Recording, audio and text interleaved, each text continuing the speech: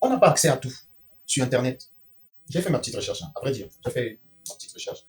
Et j'ai vu que le passeport américain ouvre sur 12 pays africains sans visa.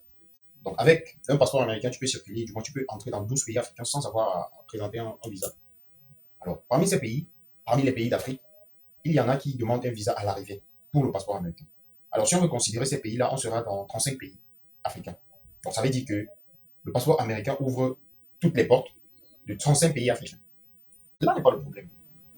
Le problème, c'est notamment la facilité avec laquelle il parvient à circuler sur le territoire africain. Je ne suis pas jaloux du fait qu'il circule en Afrique, non. Je suis d'ailleurs ému parce que sa tournée a permis d'ouvrir les yeux de beaucoup de personnes, de beaucoup de gens qui n'avaient pas cette image de l'Afrique.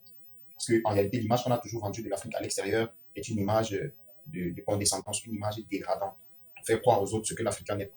On sait. Donc, au travers de sa vidéo, au travers de sa tournée, beaucoup de personnes, beaucoup d'étrangers, beaucoup d'Américains ont pu voir véritablement la vraie face de l'Afrique. Du moins, une des faces. Une des faces de l'Afrique. Mon problème en réalité, c'est notamment cette facilité de circuler en Afrique. Pas facilité en termes de liberté, mais facilité en termes de documentation.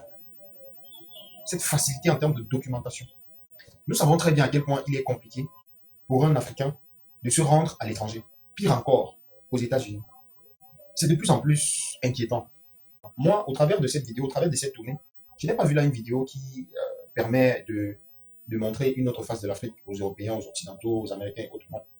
Mais moi, j'ai vu là, au travers de cette vidéo, une façon de montrer la supériorité des autres sur les uns.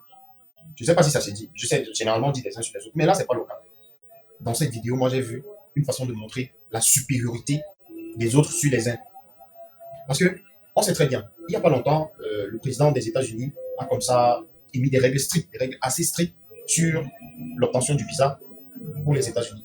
Et plusieurs pays africains se sont retrouvés bannis. Donc, cela devrait attirer l'attention de nos dirigeants, vraiment. Si l'Afrique ne se valorise pas, si nous, en tant qu'Africains, on ne valorise pas ce qu'on est, si on ne se vend pas cher, parce qu'en réalité, l'Afrique coûte cher. L'Afrique coûte cher. Mais si on ne se vend pas cher, alors on nous prendra moins cher. Arrêtons d'être les moins chers des autres. Arrêtons d'être les moins chers. Montrons nos vraies valeurs. L'image qu'on donne du noir aux Occidentaux, aux Européens, est une image de condescendance. Ils éduquent leur jeune génération à toujours savoir qu'ils seront toujours des dominants.